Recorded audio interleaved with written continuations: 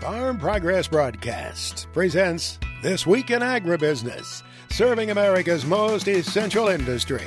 Brought to you by Case IH. Solutions for every challenge. Equipment for every farm. Case IH, built by farmers. Hello, everyone, and thank you for joining us here for This Week in Agribusiness. I'm Mike Pearson. This week, we're taped in front of a live studio audience here at the Farm Progress Show in Decatur, Illinois. It's been fantastic weather.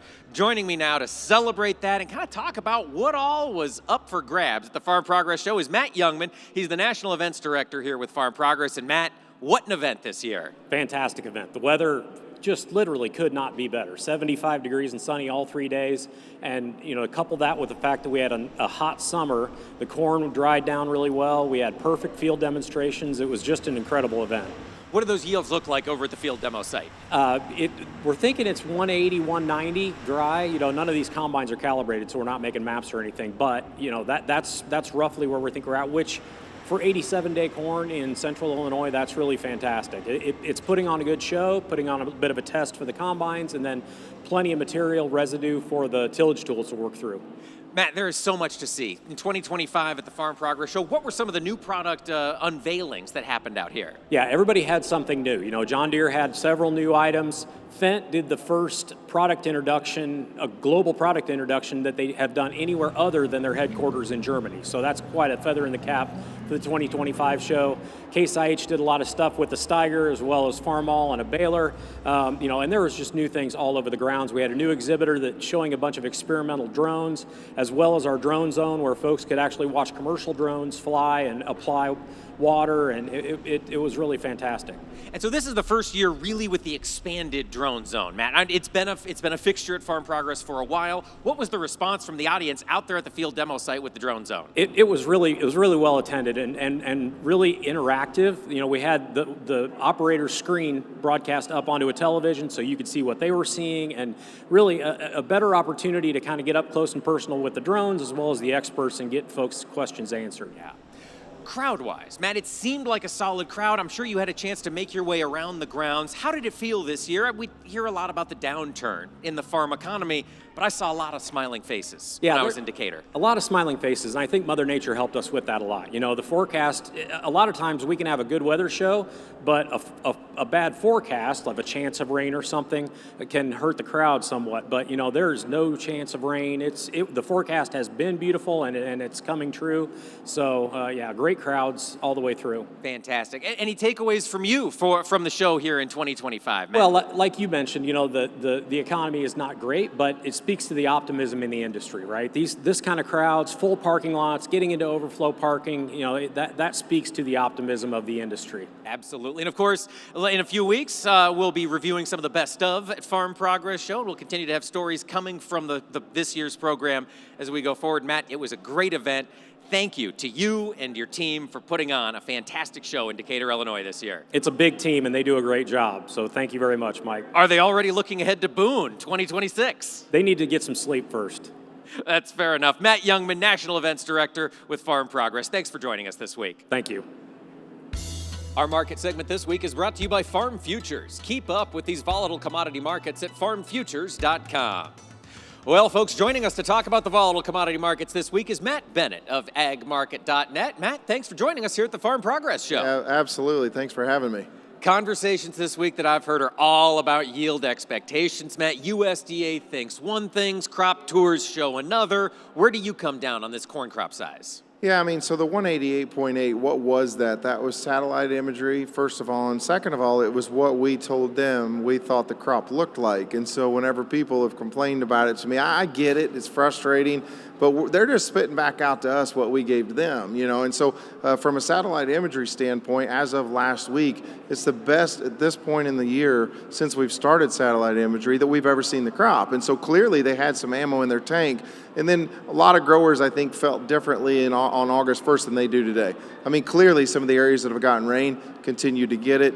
You've got all kinds of disease pressure. Some folks sprayed fungicide and then had 10 inches of rain in the state of Iowa afterwards.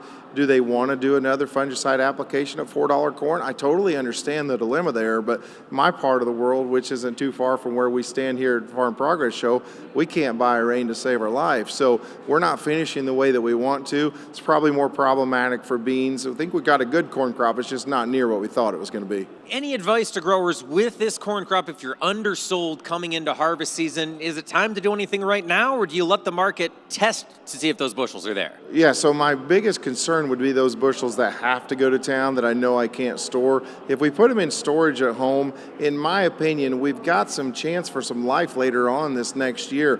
I mean, you look at this acreage number for the coming year, with fertilizer where it's at, with bean prices where they're at, I've got to think we're going to drastically reduce that 17 million acre gap we had this year. So again, those bushels that have to go to town, I don't want to accept the basis October 10th or 15th.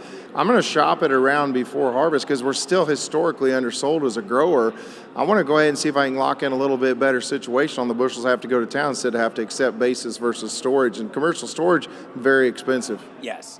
Now, you mentioned if you're putting them in storage on the farm, you might see life later on. I'm inclined to agree with you, Matt, but how long do you think we're going to have to store it until we see life in this market? I mean, that's the thing is what I've always been told through my career, what I've witnessed is that this is a futures market. And so the funds continue to whittle down that short position. You know, why are they doing that? In my opinion, they're looking on farther out. Right now, you've got record world demand. You've got record U.S. demand. You can't rally a market without really strong demand unless it's a major supply shock, and those are usually just a flash in the pan. So I've got to think that the funds are going to end up wanting to own this thing. Next year, they're going to need to have some weather premium in the market, especially if acreage doesn't show up.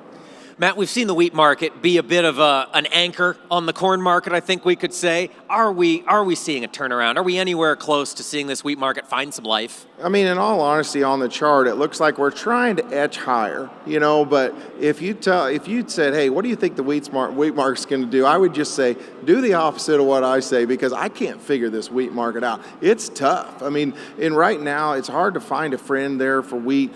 Obviously, we're going to have way more wheat on hand domestically. The global situation looks ample, so I don't think wheat's going to pull us out of this thing. I'm not real friendly wheat unless we get a big corn rally. And I don't think wheat's cheap enough to be really working into feed rations with corn price where it's at, is it? No, it's not, because corn's too cheap. And so that's part of the problem is that we're not feeding near as much wheat. Earlier in the year, we actually fed some wheat, but a lot of that's exited the rations, especially out west and in the southwest. All right. Matt, when we come back, I want to talk to you about the soybean market, what you're watching there, and then we're going to focus on the cattle market. Because when we are looking for markets with some life in the world of agriculture, it's hard not to see it in the cattle market. Absolutely. All right. So, folks, leave it here. We'll have more coming up with Matt Bennett after this. Our market segment this week is brought to you by Farm Futures. Keep up on these volatile commodity markets at farmfutures.com. Matt Bennett of agmarket.net joins us this week for the commodity market breakdown. And Matt, we talked corn and wheat in the first segment. I want to pick your brain here on beans. We've got solid RVO numbers. It sounds like we've got some excitement for soybeans as we look out to next year. Is there anything to get excited about before harvest? Well, I mean, here's the thing. Over the course of the last 2 weeks, we've rallied November beans 71 cents. Now, obviously, on Monday, you know, we backed off a little bit. Tuesday, it looked like we were going to get some life. It was kind of a quiet market, but 71 cents, in my opinion, is not something you should ignore. I'm not saying it can't go up higher, but if I'd have told you 2 weeks ago you get 71 cents more for beans, you probably would have said, hey, I'm going to sell some. Now, all of a sudden, we're there. People get cold feet. So the question, though, is what do you see on farther down the road? And so clearly you turn the trajectory around a little bit because we pulled some harvested acres away. 2.4 million acres you pulled out of the mix. And so, I mean, that's a pretty big deal. And what it does is it says if you draw this yield down even more, you're going to get even tighter than the 290. Now, you could probably take some demand away. But bottom line is this crop is not finishing well in the Eastern Corn Belt. Yes, you're going to have some beans in the Western Corn Belt that are going to be pretty good yielding, but I'll tell you what, some of our beans are really hurting. Matt, you mentioned it. I've heard from a lot of growers, Southern Illinois and farther east. How long has it been since you've seen a good rain? Now, some of our farms we haven't had a rain in almost a month. and this is not a good time of year for that. And you look at the forecast, and I've got less than 10% chance of rain for the next 10 days. So it doesn't look good at all. I'm really a little bit worried about it. There's nothing we can do about it. I know we're not supposed to worry, but bottom line is right now, it's rough. It is. And so right now you're taking advantage of that 71-cent rally. If you got beans, you know you're going to sell off the combine. Now might be a time to look at getting them moved? Well, I think that you got to at least sell increments. I always say a rally's not a rally unless you reward it. We can talk about how much fun the rally was, but if we didn't do anything to participate it, let's just quit talking about it. You know what I'm saying? And so, I would sell an increment there. I would also be a little bit concerned on farther down the road, the short acreage on corn. Next year, you could be looking at huge acreage. And the Brazilians, we know, are going to plant more beans. They do it every year. It's an annual tradition for them. So with that being the case, we got to understand global soybean stocks are robust. Yeah, and look like they're going to stay that way. And growing. All right, not a great market to talk about, not a lot of fun for producers, but one market that is a lot of fun for producers. I've had a number of conversations with cattlemen and women here at the Farm Progress Show. Matt, there's excitement in the cattle complex like we haven't seen before. The rally continues. What's your advice to producers here in this rarefied air? Yeah, I think, Mike, when you walk around, if you see someone smiling, you know they've got cattle, right? I mean, those are the ones that are excited. But when you look at this cattle market, fundamentally, you can't get bearish, okay? But the thing is, it's been a parabolic move higher, and so people are a little bit concerned, I think, to step in the way. So you look towards the things that really should give us some, some thoughts on where might we go. Well, consumer demand's been fantastic. All right, you don't have any cattle coming in from Mexico right now, and so if you would bring those in, you're still going to be tight fundamentally. And so in my opinion, there is room to go higher here for cattle. From a speculative standpoint, I wouldn't touch it with a 10-foot pole. I just wouldn't do it. But if I've got several pens that are full, if nothing else, I think someone should set a floor in place, because I could see a big pullback potentially, and I'm not saying anytime soon. When it happens, it's going to be extreme. Will it go back? Yes, you're probably going to go back higher, because fundamentally it takes so long to change this cattle. Yes. So you're putting some protection on, looking at LRP. Is that an option? Yeah. I think LRP is an option. I think a put option $15 below the market that's very affordable doesn't hurt me at all, because in my opinion, if you go ahead and you take this market lower and the funds decide they've lost interest in this thing going higher, because that's what they're doing. They're trying to figure out what to invest in. If they lose interest in it, you could take $40, $50 out of the market pretty quick. That's a great point. When this starts to go, it could go quick. Oh, it could go very quick. Have those protections in place. Yes, absolutely. Matt Bennett, agmarket.net. Always appreciate your insight. Yep. Thanks for taking the time to come and join us here at the 2025 Farm Progress Show in Decatur. Hopefully the weather was to your liking. Oh, absolutely. It's perfect. Fantastic. Agriculture meteorologist Greg Solier now brings us his farm weather forecast for the week ahead. This weather segment is brought to you by SprayTech, making your spray applications effective and convenient. Use it once, trust it always. Well, Greg Solier is down in Decatur with us this week, and he brought his forecasting tools. Greg, what are you watching out in the Pacific Northwest over the next week? I should be expecting a standing ovation with the weather out there. Last time we did a TV show was 100 degrees out here, most every summer. Anyway, back to the matters at hand. Into the Pacific Northwest we go, and it's been a fairly welcome weather pattern out across the northwestern reaches of the country, early to the middle parts of the week. Little system offshore. Problem with these systems coming in, the lowest levels of the atmosphere are dry, and it's been fires that have been breaking out parts of Northern California. Napa, for example, Napa County, 10,000 acres up in smoke. But you go farther south, dust storms, haboobs, I believe they call them, in the desert southwest, and a couple of showers and thunderstorms where spring grain harvest continues to make pretty good progress across the Dakotas. About 53% thereabouts has been complete. Anyway, later parts of the week, things kind of get a little more troughy, or if you will, into the Pacific sections of the Northwest. A couple of showers and thunderstorms, some degree of moisture gain there. Fairly quiet weather pattern across the Dakotas. Still some late season heat across the northern Great Basin, and some of that is expected to come back across the Corn Belt locales with time. System offshore of California, El Nino is still trying to hold on here despite what everyone else says, but that may throw moisture back into Southern California. Boy, anywhere between dust storms and flooding rainfall through New Mexico, the Four Corners, Intermountain West as well, and a couple of showers and thunderstorms across parts of the central and southern plains. 6 inches of rain into parts of the Oklahoma Panhandle, sections of Kansas last week. So those winter wheat fields are better as we get closer to winter wheat planting operations. Pretty quiet weather pattern across the valleys of California. Typical heat in the southwestern states. Monsoon setup continues there. On the front side of that, Mike, scattered showers and thunderstorms for the plains. So far, with the exception of the extremes in the western states, pretty easy and typical late August weather in the west.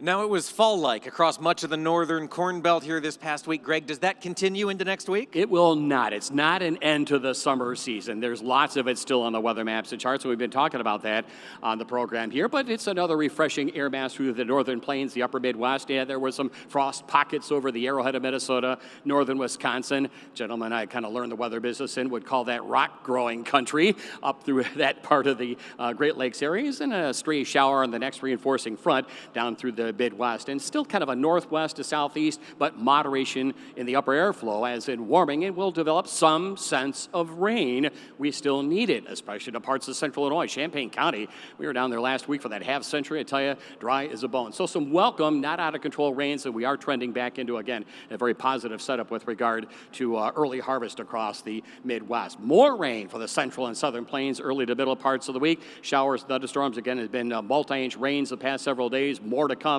for the southern plains. Typical heat in the southwestern states, and moisture too for some of the dried out areas of the lower Mississippi Valley and Cotton Belt country. No tropical systems, none really expected anytime soon, so there's issues there. And pressures are beginning to lower a bit in the Gulf of Mexico. I don't think it's anything named, but there may be a system that brings some enhanced rainfall to the Gulf Coast. Heat through West Texas cotton, and pretty quiet northward with more rain in the forecast for the central and south end of the winter wheat belt.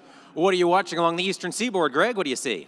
Things relatively uneventful, refreshing Canadian air, delightful outdoor work environs, and maybe prepping the equipment shed and things for that type coming up here the next few weeks to come. Seasonal temperatures returning to the southwestern sections of the belt, and a stray shower into areas of the Ohio Valley. Instability, Great Lakes, lake effect moisture, if you will, into that part of the country. Note the tropical system. It's one of these years where these shallow waters in the Atlantic or the Gulf may spin something up, but I don't think anything from a horrific standpoint, but rain in the mid-Atlantic region and some warm frontal rains getting going across the western Corn Belt. They'll be moving into eastern sections with time. There is rain in the forecast for some of those dry areas of the central Corn Belt. Less humidity, dry weather across the mid-Atlantic region, the showers and thunderstorms across the Gulf Coast, and again, a little more enhanced tropical weather across the mid-Atlantic region of the Gulf Coast as we head through the end portion of the week. Closed captioning this week is brought to you by Farm Progress. Their team of experts reports on innovative solutions and essential information for your farm business. Visit farmprogress.com to stay updated.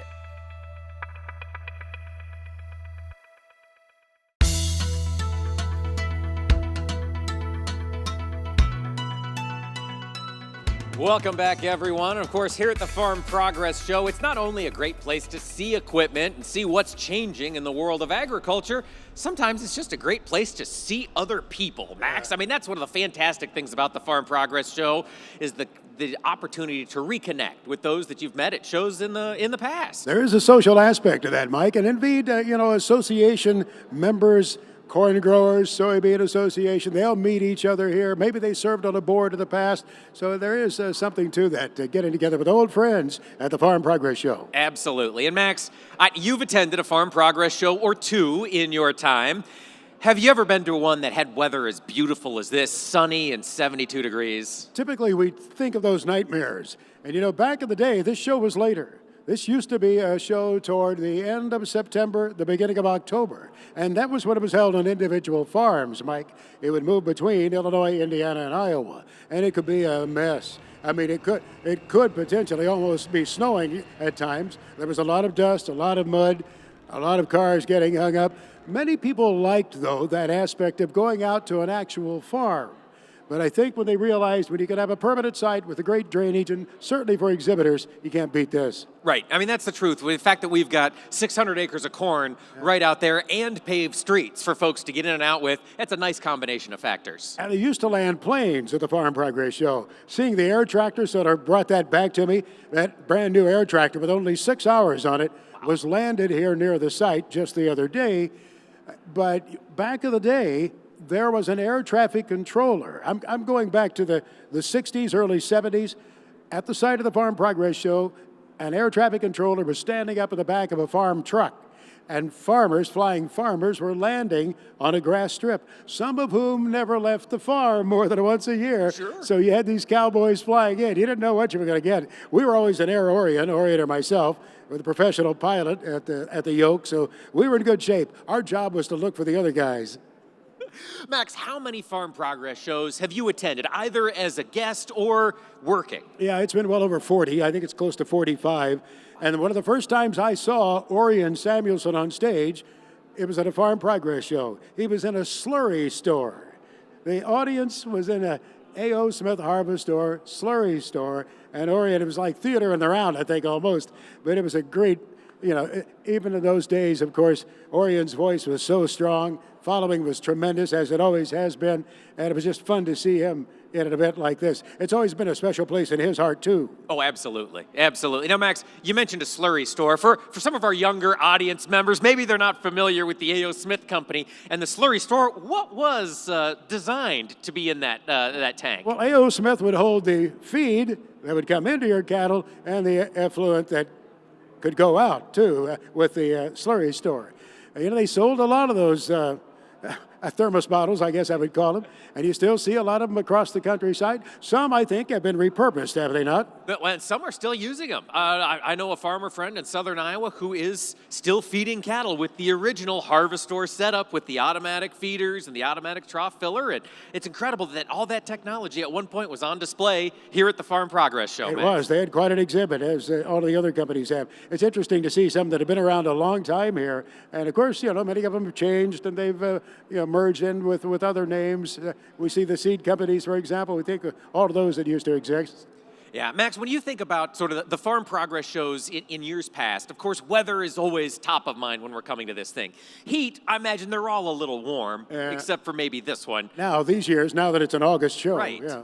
But what was the worst weathered Farm Progress show you attended? Well, there was the one in 2003 when 2 of the 3 days were rained out. That was the week we had the half century of progress for the very first time. We had a beautiful weekend on Saturday and Sunday celebrating the 50th anniversary of the Farm Progress Show. Monday, it was a down day, nothing happening. Tuesday was the first day of the Farm Progress Show, beautiful day. Wednesday morning, a cell about 10 miles in diameter settled right over the show site. And it rained out 2 days. There were other times it was rained out, like the year at Bloomington, the first day was rained out. Our cameraman was bringing me in, passing a line of parked cars on the shoulder. The state police pulled us over. State trooper pulled us over to the side. Bob Varenka was driving the car. The trooper walks up alongside and said, "Cowboy, you're just going to have to sit here for a while." I was already 10 minutes late to get to the stage, I thought. By the time we got there, the trooper came back, picked us up later, took us right to the stage, delivers me to the corner of the stage as Orion Samuel is saying, "Now here is Max Armstrong." I was breathless. Did the trooper recognize you, or did you have to say, "Well, do you realize who I am"? No, Bob told the trooper, he said, "We've got Max Armstrong in here." The trooper looked back and he just said, okay. Got back in his squad car and left. Let us sitting there, just simmering. He came back and got us a little bit later. He said, "Cowboy, follow me. Follow me all the way." Now, was that the first year at this permanent site, Indicator? No, that was the site at Bloomington, but it was still on individual farms. Okay. We had flown into Bloomington Normal Airport. We're hurrying to get there. Hurrying, obviously. That's the way to do it. Max, it has been so great to see you here again. And what have been some of the things you've enjoyed at this year's Farm Progress Show? Well, the people. It's always the people. I just visited with a lady from New Jersey. She and her husband farm in central New Jersey. Wow. So the geography of this show is just always remarkable, and it's fun to see those folks, some you've never met before. That's true. Friends, you just haven't met until you come to the Farm Progress Show. Max Armstrong, it's great to have you back on set. It's great to have you doing This Week in Agribusiness again. Folks, leave it here. We're going to have more coming the rest of this program from the Farm Progress Show in Decatur, Illinois. We're not done talking about it yet. Farm Progress Broadcast presents This Week in Agribusiness, serving America's most essential industry. Brought to you by Pioneer, the one that started it all and the one to count on when every bushel counts. Plant the 100th season at pioneer.com/100. We welcome you back to this weekend's edition of This Week in Agribusiness here at the Farm Progress Show, the 2025 edition. And joining us on stage is a gentleman we've known for quite some time. Always pleased to visit with Eric Raby from Kloss Farm Equipment. How have you been, Eric? I've been great, and I'm even better now that I get to spend a little time with you, Max. We appreciate it. I know you enjoy visiting with producers, and that's a great opportunity at this show. You get a lot of feedback about your product and what they want. Absolutely. This is a great time for us. We use it as a bit of a barometer of what's going on out in the farms, really what's happening on their farms. And it really gives us a chance to reconnect with old friends, but also make some new ones as well. So a really good time for us as well. I know in the field demonstrations here, the Kloss Combine is running out there. The producers have a great chance to see it up close and personal and watch everything it can do. The good, the bad, and the otherwise. So we're really pleased to be out in the field and be able to show. That's the thing I really like about this show is we have the opportunity to talk with people for longer times on the lot, but then really get out in the field and talk about what our machine's doing in real life. The growers can see the crop residue. They can see how little loss there is in the field. It's a great opportunity. You have something new at Omaha, Nebraska. Talk with me about it. Yeah, we do. We're getting ready. Actually, at the end of this week, we'll be opening up our new R&D center. And I think it really is a further commitment to Kloss that Kloss is making in North America, specifically in the United States, and even more specifically in the Midwest. As you know, we've been building our combines in Omaha for a quarter of a century now, and we really wanted to take that to the next step and keep investing here in the United States. And this R&D center is going to allow us to do that and really continue to fine-tune our product for the needs of the Midwestern farmer. A quarter of a century. I'm shocked at that. I went through that plant, I want to say, about 10 years ago. Impressive facility even then.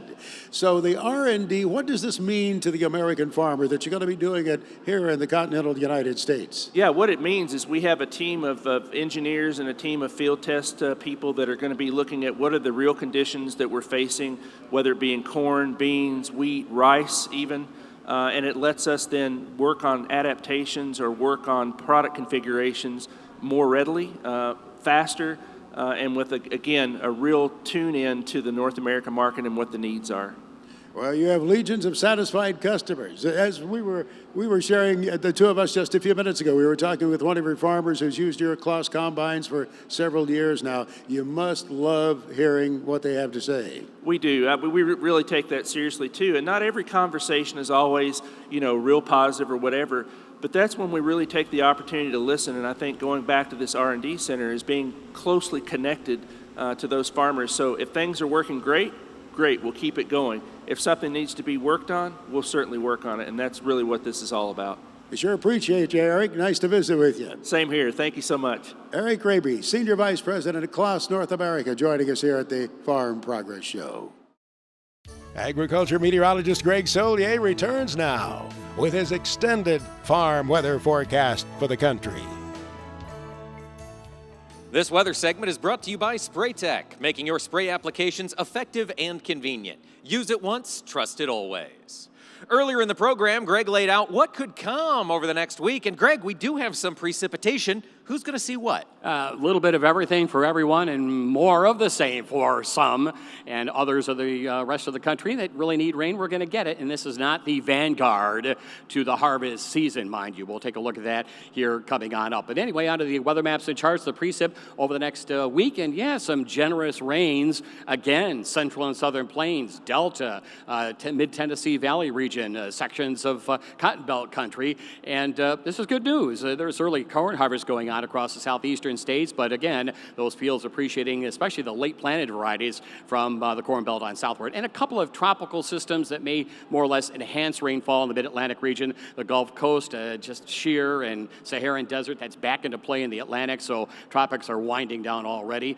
Scattered moisture for the Pacific Northwest, downpours in that monsoon set up in the southwestern states, so far so good. We'll stay out of the headlines regarding the tropics in the Atlantic, so all ahead forward here, a little more rain, and and we get into the harvest season. Greg, as September gets underway here, the 8th through the 14th, what does that temperature outlook look like? Delightful for the Labor Day cookout across a good part of the country, and for areas onto the east into the middle stretch of September, that cool weather trend continues on. The heat is there, tempered a bit over the western states. We'll push everything towards maturity elsewhere, and from this standpoint, this is okay. Nothing to worry about. We're going to bring some late season, those late planted beans and double crop areas will get rain. And we'll appreciate it, and it won't be out of control. But that's the story over the eastern half of the country. Moisture for the Pacific Northwest, more or less a normal winding down of the tropics as they apply to the southwestern states, the monsoon, if you will, as we head through the mid-stretch of September.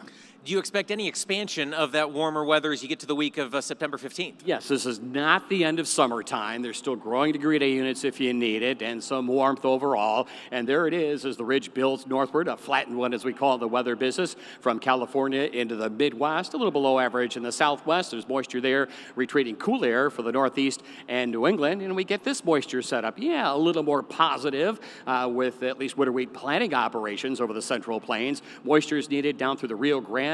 Tropical rains, there might be a named system or two, but again, I don't think anything to make headlines in the southeastern part of the country. Moisture for the Pacific Northwest. So even through the third week of September, Mike, it's a win-win for everybody. What about the 4th week of September? Greg, take us to the 28th. Yeah, so much for September. Here you go, and still capable. I know you read this stuff on social media. We're done with 98, 100-degree heat. That's normal. You know, that's not to be expected in August and September and almost October. So some warmth, though, maybe pushing close to 90 into sections of the middle part of the country, and it's a positive outlook with early harvest in mind for the Pacific Northwest, the Corn Belt, wet weather east and south. Our Farm Progress Update is sponsored by Brandt Industries. Lead the field with Brandt's lineup of heavy-duty grain carts and make the most of your harvest season. Visit Brandt.ca for more. One of the great things about the Farm Progress Show is the opportunity to learn. And here on the main stage this year, we had the opportunity to learn from the experts over at Farm Futures. And joining me now is Pam Caraway. She's the executive editor at Farm Futures. And Pam, 3 days, 3 great panels. What a treat to put together. It's always a treat to be at the Farm Progress Show. I say it's a certain kind of sickness to work from before dawn to after sundown.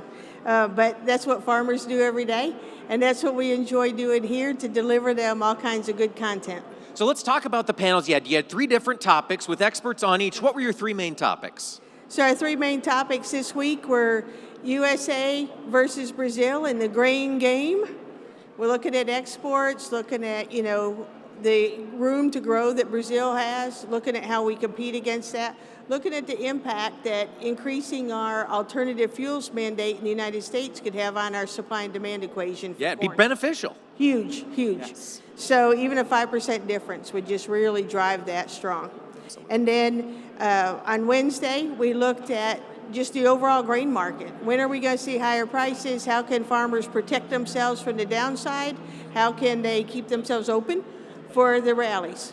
Eventually, what's down will come up. That's right. That's it. And then on Thursday, we had a transition conversation with Mike Downey, who's a regular blogger at Farm Futures, and Kurt Ferguson, who's a regular columnist for Prairie Farmer Magazine. So talking about how you make that transition to the next generation. And at this point in time, when land values are elevated, farm values are elevated, that is a crucial piece of conversation. Oh, absolutely. And what we talk about is the difference between transition and succession, and looking at the people and the money.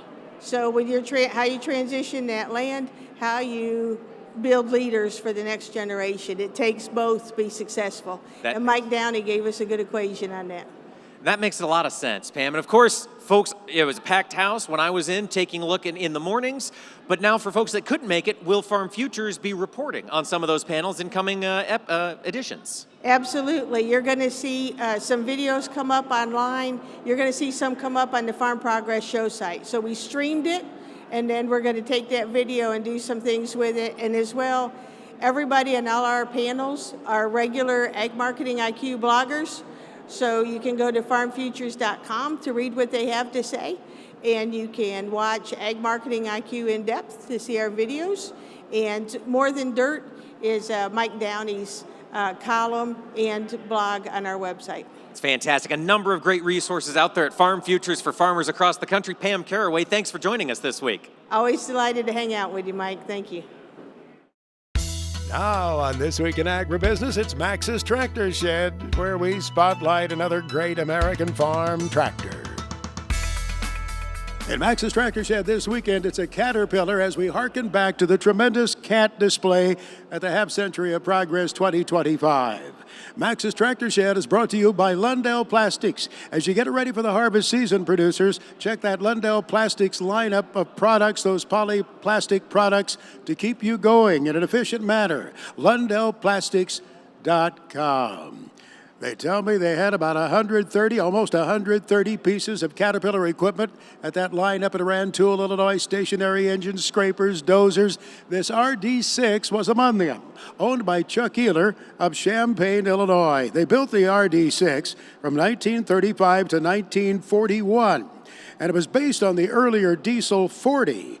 But they had some engineering improvements in it later on in the production. By about 1937, they had dropped the R from the designation. Just one of the great Caterpillars that we saw there. They have a big show coming up, by the way, another big Caterpillar show celebrating 100 years of CAT at Elkader, Iowa. I believe that's September 12th through the 14th. They do have a website. You might want to check it out, Google it, and find out about that show. Chuck Ehler's RD6 Caterpillar at Champaign, Illinois. Mark Stock is with us now, as he is each weekend, to tell us what's selling at Big Iron Auctions.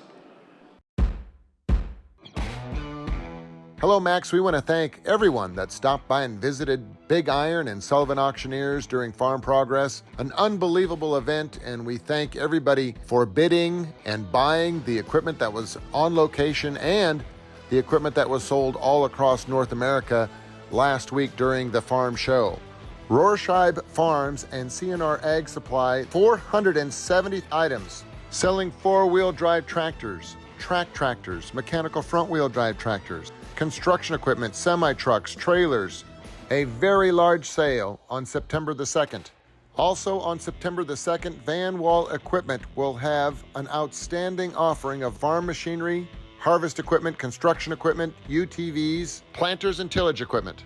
On Wednesday, September the 3rd, equipment wholesalers from Meade, Nebraska will sell late model John Deere farm machinery, a 2023 John Deere 5095M mechanical front tractor, John Deere 560R premium round baler.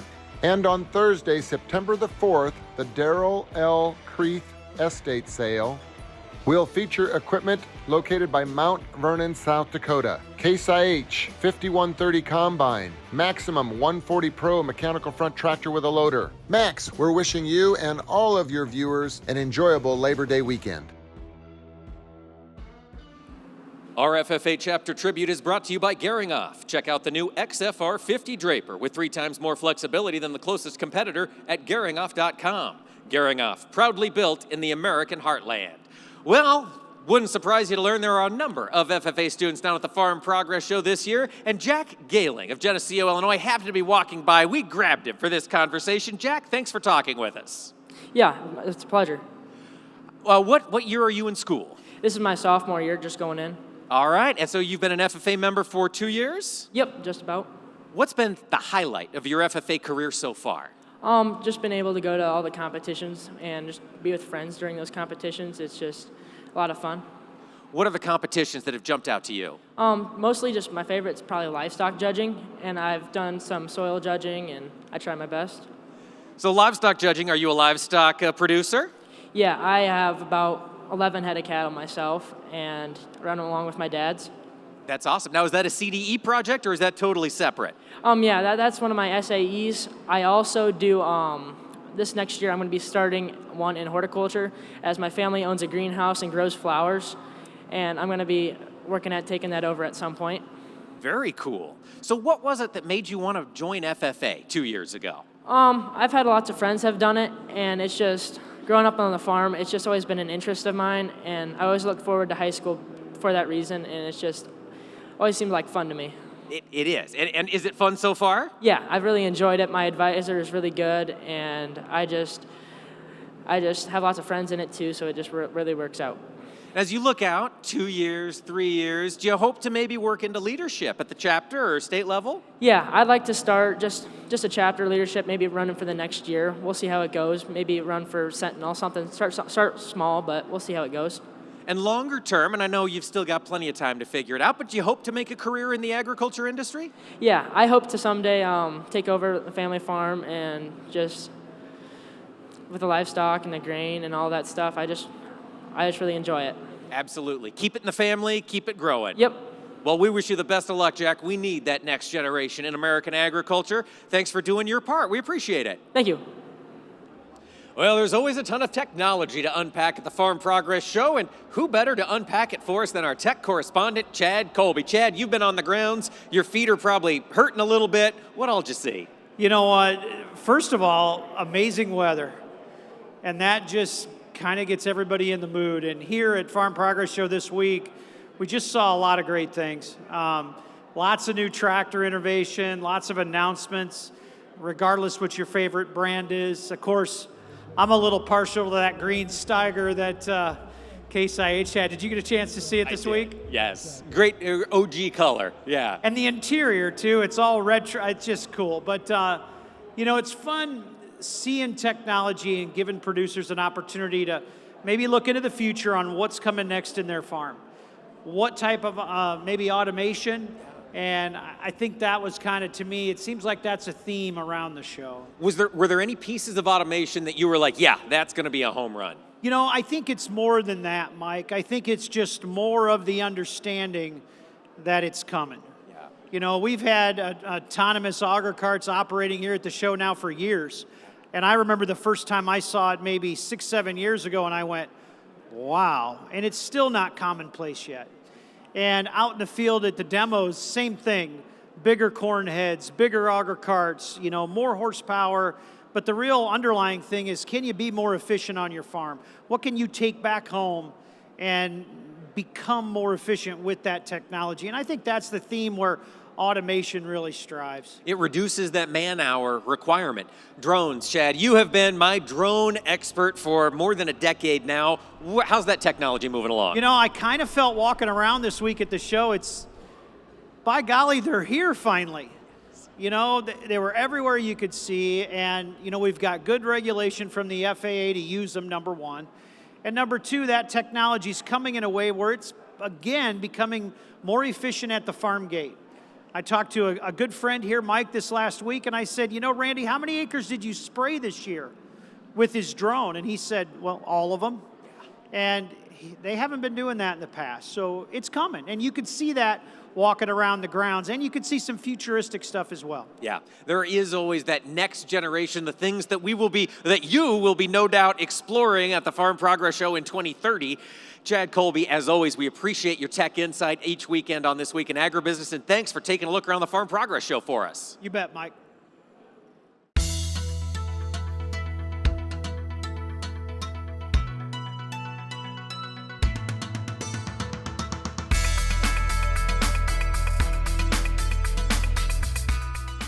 Well, you never know who you'll run into at the Farm Progress Show, and this week I had the chance to run into Haley Underwood. She's the agronomy trial lead with Nutrient Ag Solutions, and I figured we'd check in with her for this week's Agronomy for Your Acres. Haley, thanks for joining us. Thanks, Mike. Good to be here.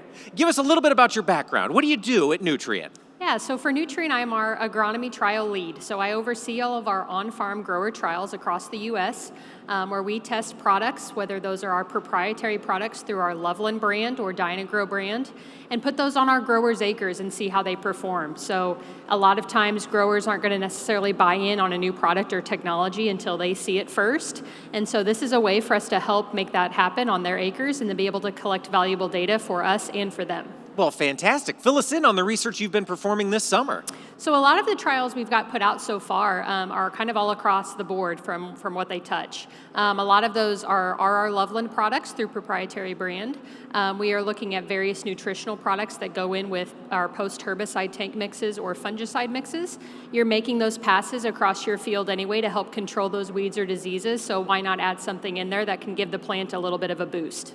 Fantastic. And what have you learned so far? Yeah, so last year we had around 200 of these trials. This year we're over 300. So we're getting right up to the corner of trying to get some yield out of the combines for these. And so far product performance has been really good. You can see from just general crop health, diseases that we're not seeing, and we're seeing some good control there. But really the story's going to be here in the next month or so after those combines get rolling through where the real money is. When you're talking about an agronomic plot, how big of an area generally do these grower partners make? Sure. So we like to keep our trials around 20 acres at a minimum. 10 acres of those treated compared to an untreated check. That gives us a good amount of data to bring back and be able to draw conclusions from. Any smaller than that, it gets a little bit hairy on what you're looking at, but we can go as large as the grower would like to, depending on their equipment size. All right, and I think that leads to my next question. As I hear about putting in an agronomic trial for a massive company in agriculture, I wonder what the requirements are going to be. How hard are these agronomic trials to put in place for a grower? Sure, so our growers are going to work directly with their nutrient crop consultant to get these trials put into play. And so my team will take the load of making the prescription for these applications so that the sprayer or applicator is turning on and off like it's supposed to. And then we handle the data analysis piece. So from the grower's perspective, it's as simple as clicking a button on your tractor monitor to select a file to make the application, and then giving us that data back. So really it's all about the collaboration between us and the grower and taking some work off of their plate to give them some good data. All right. Well, as folks are looking ahead to this next growing season, if they want to maybe investigate putting in an agronomic trial on their farm, where would you send them for more information? Of course. So nutrientagsolutions.com is our website that they can go to, and then just reach out to your closest retail branch and get a hold of that crop consultant, and they'll put you in touch with me, and we can see what we can do for you. And then in the harvest of 2026, we'll have that data to take a look at. Absolutely. Fantastic. Haley Underwood, thank you so much for taking the time to join us for Agronomy for Your Acres. And folks, thank you for joining us this week as well. Be sure to catch us next time right here for This Week in Agribusiness. This Week in Agribusiness is recorded in the Strauss Studios. For more than 70 years and 3 generations, Strauss has been manufacturing high-performance German-engineered workwear, work boots, and safety equipment. Prepare for the next growing season at Strauss.com. This Week in Agribusiness is produced by 22 Creative Group and has been a presentation of Farm Progress Broadcast. We invite you to visit us online at agbizweek.com.